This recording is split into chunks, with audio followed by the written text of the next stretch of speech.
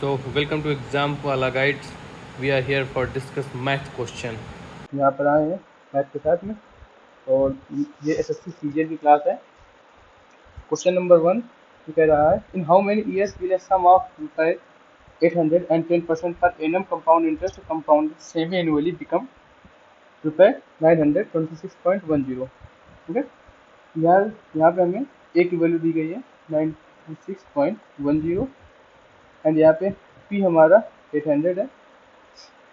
यहाँ पे जो रेट दिया हुआ है ये मेरा दिया हुआ है 10% पर एनम। ठीक है, और यहाँ पे जो हमसे पूछा गया है सेमी एनुअली, तो इसके लिए हम सबसे पहले इस रेट को एनम से सेमी एनुअली करेंगे, इसलिए 2 से डिवाइड करेंगे। 5% सेमी एनुअली आ गया।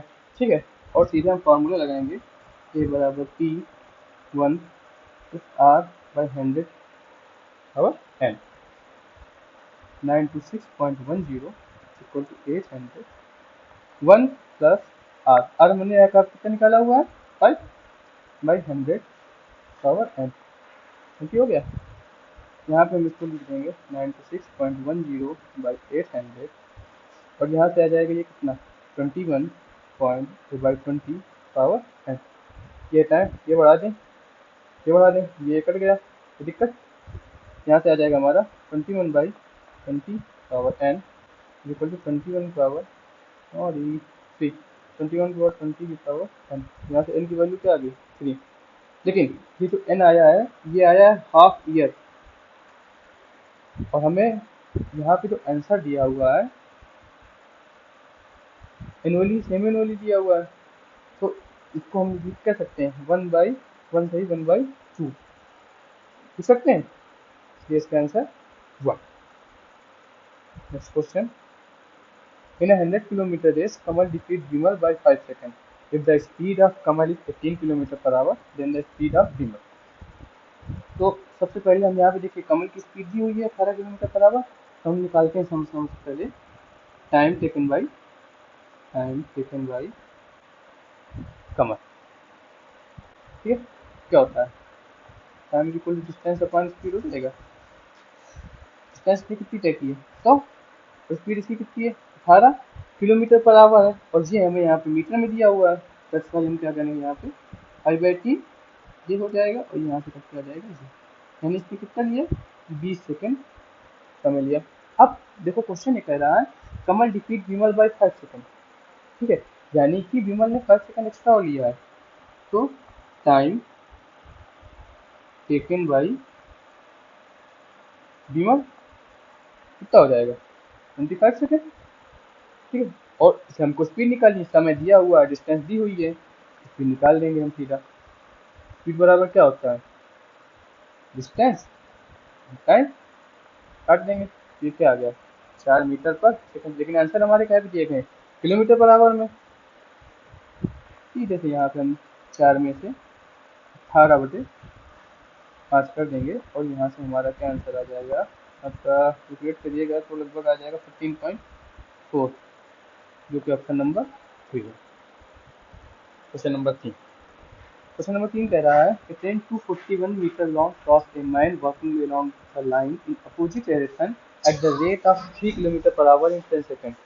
The speed of the train is. ठीक है, तो अब यहाँ पे देखिए, यहाँ पे कॉन्सेप्ट होता है जब वो 2 ट्रेन आ रही हों और एक तरफ चल रही हों वन साइड में, तो हम क्या करते हैं S1 प्लस S2 करते हैं। लेकिन जब ट्रेन अपोजिट डायरेक्शन पे हो, ठीक है, तो यहाँ पे क्या होता है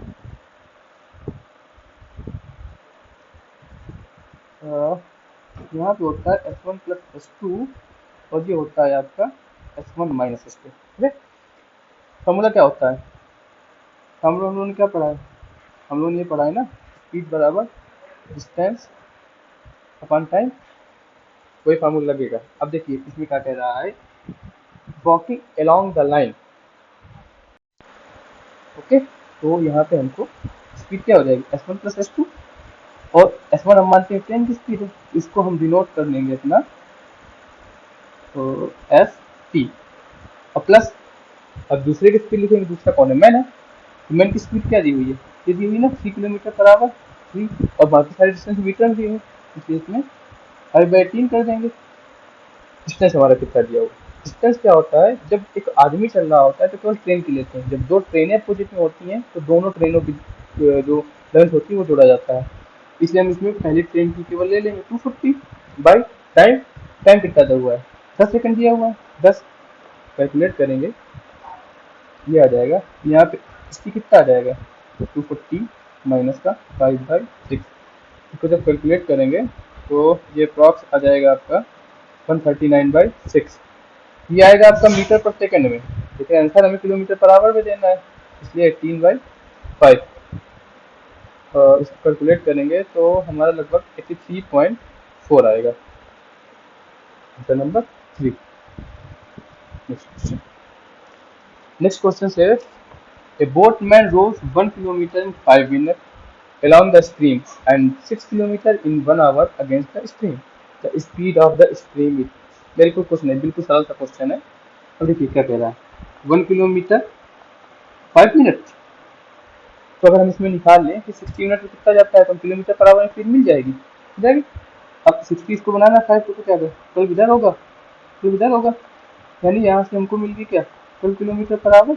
ये क्या मिल गई हमको, क्या मिल गई, along the stream, along the stream, along the stream को क्या कर सकते हैं, इसी को हम क्या कर रहे हैं आपकी डाउन स्ट्रीम। ठीक है, और क्या कह रहा है, ये अप स्ट्रीम में कितना जा रहा है, अप स्ट्रीम में कितना जा रहा है 6 किलोमीटर पर आवर। अब अगर हम यहाँ पे मान लें कि व्यक्ति की चाल x है एंड बोट y, फिर x plus y equal to कितना हो जाएगा, डाउन स्ट्रीम में 12 जा रहा है ना, x माइनस वाई कितना हो जाएगा 6 हो जाएगा। इसको हम दोनों इक्वेशन कैलकुलेट करेंगे तो यहाँ पे आ जाएगा q इज इक्वल टू 18। ठीक है, x इज इक्वल टू 9, हमसे पूछी क्या गई है स्पीड ऑफ स्ट्रीम, x अगर 9 है तो y कितना आ जाएगा 3। ये तो हो गया अपना ये वाला मेथड। एक इसकी ट्रिक होती है, ट्रिक भी मैं बता रहा हूँ। ट्रिक होता है, फार्मूला होता है, जब करंट का सीधे निकालना होता है तो फार्मूला होता है speed of current is equal to 1/2 rate of downstream minus का रेट ऑफ अप स्ट्रीम। देखो यहाँ तक तो आप लोगों को करना ही पड़ेगा, ये पूरा आप लोगों को करना ही पड़ेगा। ठीक है, इसके बाद हम लोग सीधे फार्मूला लगा देंगे 1/2 12 माइनस का 6, यहाँ से क्या आ जाएगा 1/2 6 3 किलोमीटर पर आवर। इसका ये ऑप्शन सही हो गया। ठीक है, ओके। अगला question, a can complete 1/3 of work in 5 days and B can complete 2/5 of the work in 10 days। ठीक है, सॉल्व करते हैं इसको। ए जो है 1/3 वर्क करता है 5 डे में। ठीक है, तो होल वर्क कितने में करेगा, इसका इसमें गुणा करते हैं तो ये क्या आ जाएगा 15 डे पे आ जाएगा ये। सेम ऐसे बी का करता है 2/5, करता है 10 डे में, इसको भी यही सेम करेंगे तो हो जाएगा 10 गुणा 5/2, ये कितना आ जाएगा आपका 25 डे हो जाएगा। ठीक है, ये आपकी आ गई इनकी इफिशियंसी। दैट मीन कि ये 15 डे में होल वर्क कर सकता है और ये 25 डे में ये कर सकता है। हम यहाँ पे लिख लेंगे ए और बी, ये 15 डे में कर सकता है, ये 25 डे में कर सकता है। क्वेश्चन कह रहा है in how many day both A and be together can complete the work. ठीक है, हमें यहाँ पे दिया हुआ है कि दोनों एक समय पूरा कर सकते हैं, तो ऐसा क्वेश्चन होता है हम क्या करते हैं इन दोनों का एलसीएम लेते हैं। ठीक है, इन दोनों को जब हम एलसीएम लेंगे 15 25, यहाँ के दोनों का एलसीएम कितना आ जाएगा 25 आ जाएगा। ठीक है, तो यहाँ जब हम कैलकुलेट करेंगे ये आ जाएगा 5 और ये 25 3 जा 75। ये जो आता है इनकी पर डे की आती है इफिशियंसी पर डे। ठीक है, यानी एक दिन में ये 5 काम कर सकता है और एक दिन में 3 काम कर सकता है। इसमें क्या कह रहा है how many days both A and be together, यानी हमको दोनों के साथ में काम कराना है, तो हम दोनों को इफिशियंसी साथ में काउंट कर लेंगे 5 + 3। तो जब हम दोनों को साथ में काउंट करेंगे तो हमारी इफिशिएंसी कितनी हो जाएगी, 8 हो जाएगी ना। ठीक है, वर्क हमारे पास 75 है, यहाँ से निकाल लेंगे 75/8, 9 बाद में जाएगा और 22 हो जाएगा, यहाँ 3 बच जाएगा 8, आंसर आ जाएगा। ठीक, ये रहा answer. Next question. Next question कह रहा है 7 men can complete a piece of work in 12 days. A piece of work in 12 days.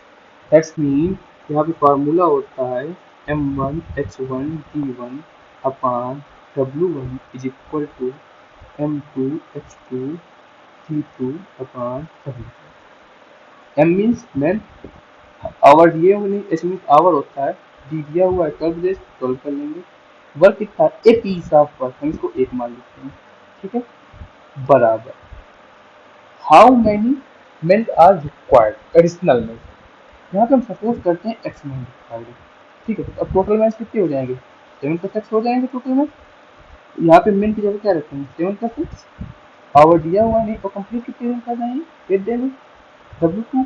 और यहाँ कह रहा है double the work, that's mean यहाँ पर अगर एक वर्क था तो यहाँ पे वर्क कितना हो गया, 2। ये पॉइंट नोट करने वाला है जो इसने कहा हुआ है double the work, that's why यहाँ पे हम 2 का गुना करेंगे। अब ये एक जगह रहेगा, इसे कटेगा नहीं। हम यहाँ से काटते हैं और चलो यहाँ से 4 से काटेंगे, 3 2 2 से 2 कट गया, यहाँ पे कितना आ गया 21 is equal to 7+x, x is equal to 14। और हमने माना था क्योंकि x एडिशनल वर्क है तो आपका 14 आंसर हो जाएगा। इसको आप ऐसे भी कर सकते हैं, आप यहाँ पे सीधे यहाँ पे लिख दिए 7 × 12/1 इज इक्वल टू, माना x एडिशनल मैन रिक्वायर्ड 8/2। ठीक है, और इसको भी वही सेम करेंगे, है वही चीज़। ठीक है, और यहाँ से x बराबर आपका आ जाएगा 21 आ जाएगा। यहाँ पे ये आ जाए कि टोटल मैन रिक्वायर्ड है, लेकिन हमें चाहिए एडिशनल कितने हैं, पहले से हमारे पास 7 मैन है, फिर माइनस में 7 करेंगे तब 14 आएगा। हमने यहाँ पे सीधे हटा दिया हुआ है कि हमको एक्स मैन और एक्स्ट्रा रिक्वायर्ड है, इसलिए हमने पहले ही जोड़ रखे हैं और उसको जरूरत नहीं। ठीक है, ओके। नेक्स्ट क्वेश्चन से one pipe fill a water tank 3 times faster than another pipe. यहाँ पे हम सपोज करते हैं ए और बी और पाइप है। ठीक है, वन पाइप हम क्वेश्चन कहता है if the two pipes together can fill the empty tank in 36 hours 36 minutes, then how much time will the slower pipe alone take to fill the tank? बड़ा ही simple question है, इसको हम करेंगे। तो वो क्वेश्चन क्या कहता है, अगर एक की क्षमता 1 है, एक 3 टाइम फास्टर है। ठीक है, ये इनकी क्या दी हुई है, ये इफिशियंसी दी हुई है, और ये 36 मिनट दोनों काम करते हैं साथ में, तो यानी ये दोनों की इफिशियंसी कितनी हो जाएगी, 3+1। और अगर ये 36 मिनट काम करते हैं तो वर्क क्या होता है, हमने फार्मूला पढ़ा है, work is equal to efficiency into time. कितनी इफिशियंसी कितने समय तक काम, कितने समय तक किया हमने वही वर्क लो, तो इसको निकाल लेंगे तो हमारा वर्क कितना निकल आएगा, यहाँ हो जाएगा 4 × 36, और इसे कैलकुलेट करने पर हमारा आ जाएगा आपका 154। 154। अब हमें ये मिल गया। अब इसमें क्या कह रहा है, slower pipe alone take to fill the tank. Slower pipe हमने किसको माना है, बी को, जिसकी इफिशियंसी कितनी है, 1 है। अब इस एक इफिशियंसी के साथ हमको भरना है, तो 144 वर्क है, इसको एक इफिशियंसी के साथ भरना है। ठीक है, टाइम ले रहा है ये हमारा टाइम भी हो जाएगा, क्योंकि टाइम भी यही हो जाएगा 144 रुपये, और आ जाएगा आपका 144 ना।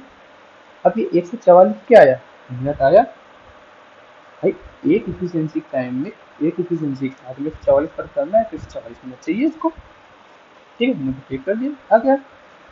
अब ये आ गया हमारा मिनट, हमें निकालना है आवर का, तो आवर को निकालने के लिए हम क्या करेंगे, 144/60, और फिर हम डिवाइड करेंगे तो ये लगभग 2 टाइम्स फुल जाएगा, तो यहाँ पे आपका आ गया 2 आवर और 120 हो जाएगा, तो ऐसा कितना 24 बचा, 24 minute. Question number 4, sorry answer post. Next question. In an examination, a student scores 4 marks for every correct answer and loses 1 mark for every wrong answer. A student at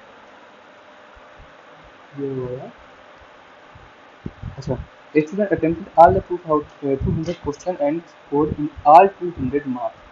The number of questions he answered correctly was. इस question में नहीं है, बड़ा ही simple question. Attempt question है x. ठीक है, तो x में उसको कितने मार्क्स हमें यहाँ से निकालना है, उसको 200 मार्क्स मिले.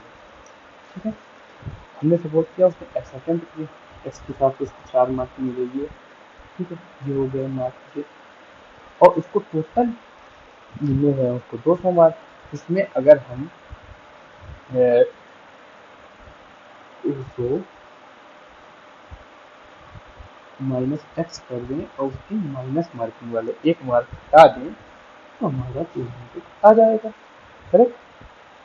काफी देखते हैं कहते हैं हमें दिया इसने अटेम्प्ट एक्स किया, एक्स में 4 गुना किया, इसको इतने मिले इसको टोटल मतलब नंबर, और हमने उसमें माइनस किया कि 200 में से जो एक्स उसने अटेम्प्ट किए हैं उनको हटा दिया, तो वो बचे कितने, जो लोग दोस्तों नहीं अटेम्प्ट किए हैं उसको -1 कटने हैं ना. 200 माइनस एक्स इंटू 1 बराबर 4 है. 200 इसको सॉल्व कर लेंगे, यहाँ से हो जाएगा 4x माइनस 200 माइनस एक्स, ये माइनस माइनस हो जाएगा plus equal to 200 simply 5x equal to 400 x equal to आपका कितना रहेगा 3 और आपका answer. An average of odd number up to 100. Odd number start from 1, 3, 5, 7 up to that. up to 100 जाना है ना, हमें 100 नहीं जाना है क्योंकि अभी अप टू दे रखा है, इसलिए हम 100 भी नहीं जाएंगे, हम जाएंगे 99. अब एवरेज का फार्मूला क्या होता है, एवरेज का फार्मूला क्या होता है, एवरेज होता है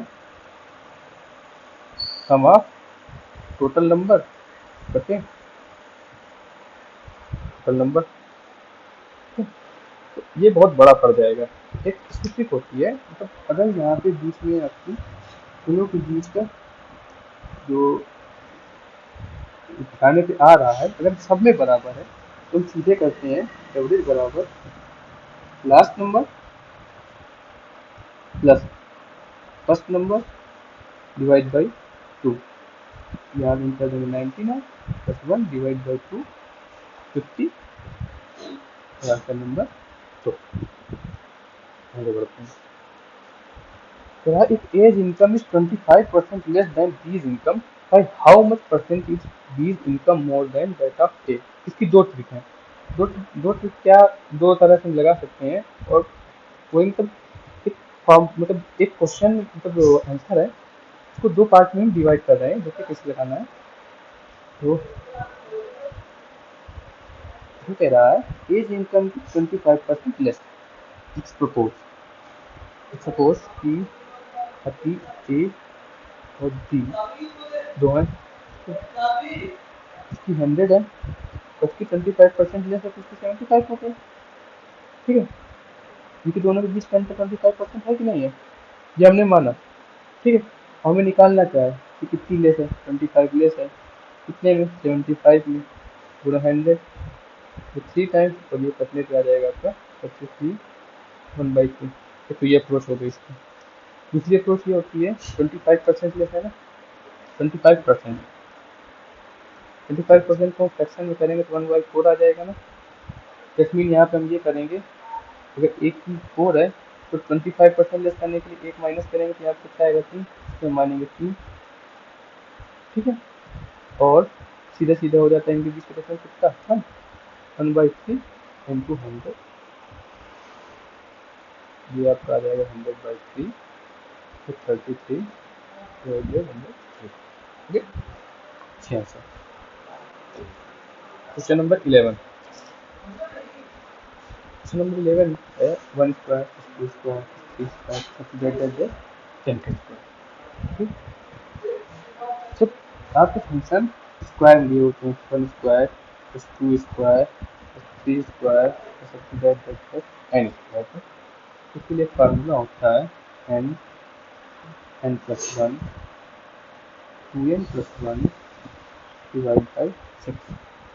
और यहाँ पे हमें एन की वैल्यू क्या दी हुई है 10, तो एन की वैल्यू यहाँ पे 10 रखते हैं 10 10 plus one into the 20 plus one divide by 6 10 into 11 into 6 divide by 4 into 21 divide by 6।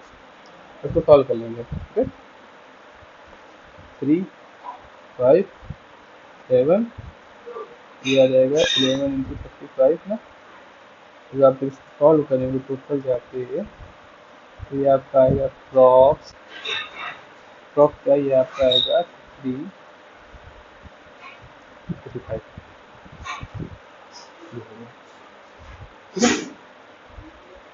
Question number 6 term of the sequence क्या दिया हुआ है आपका 2 6 11 17 ये लग रहा है रीजनिंग क्वेश्चन है 2010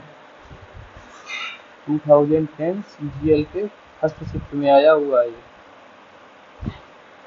रीजनिंग क्वेश्चन है कि मैथ में आया हुआ है। रीजनिंग क्वेश्चन है तो रीजनिंग वाला दिमाग लगाना है इसमें। हम यहाँ पे देखेंगे इनके बीच का डिफरेंस कितना है 4 5 6 दिख रहा है ना।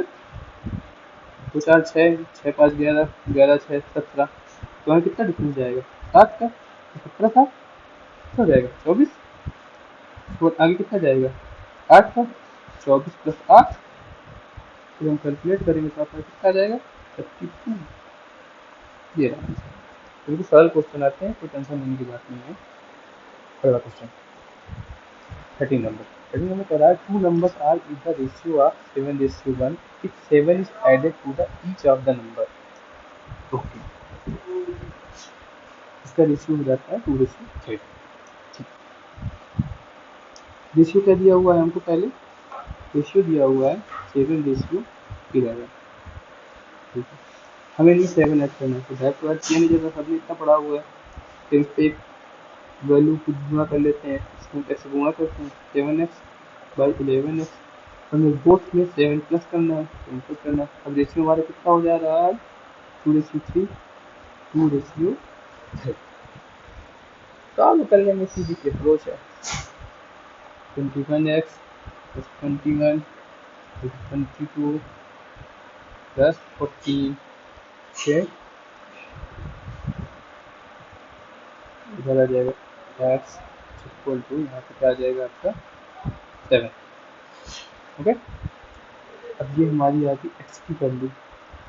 लेकिन यहाँ पे जो हमारा रेशियो आ रहा था 7:1 था इसको हमने क्या माना है 7x इसमें 11x किया था और स्मॉलर नंबर इसमें क्या है 7x है। स्मॉलर नंबर क्या हो जाएगा स्मॉलर नंबर क्या हो जाएगा 7x 49। ठीक है अब क्वेश्चन 1 - 1/3 1 - 1/4 1 - 1/5 दैट 1 - 1/25। कुछ नहीं है क्वेश्चन में बताइए ये भी चीज़ में आया होगा।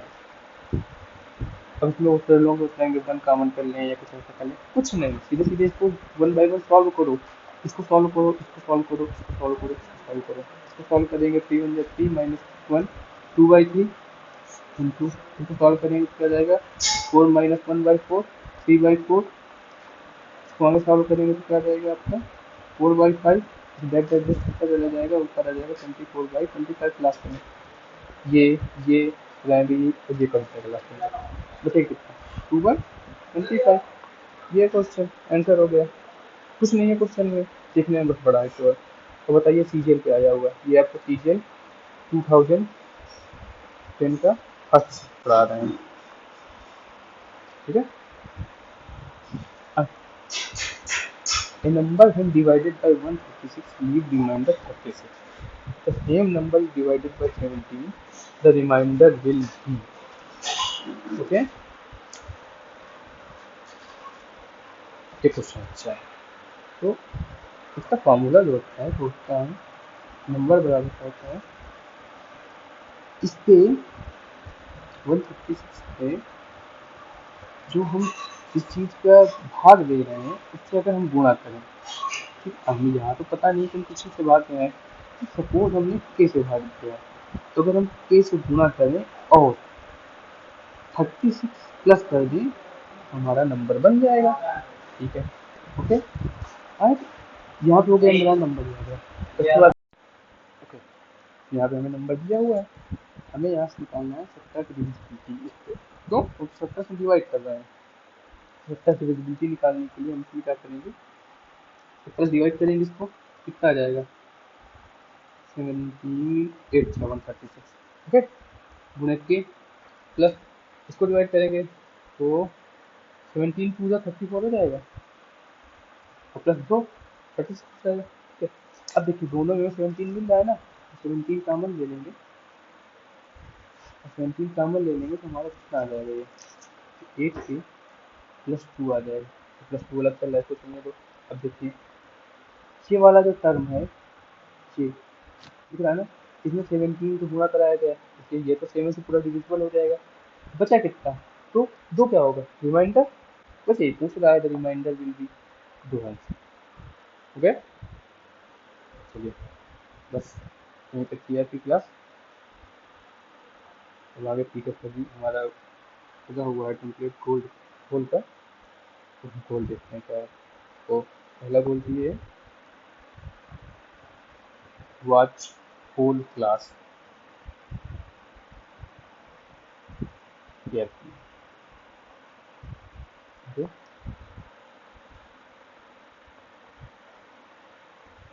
repeat concept,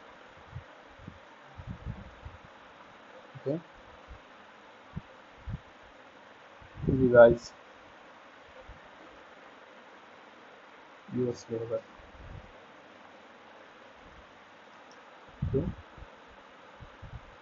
and most important,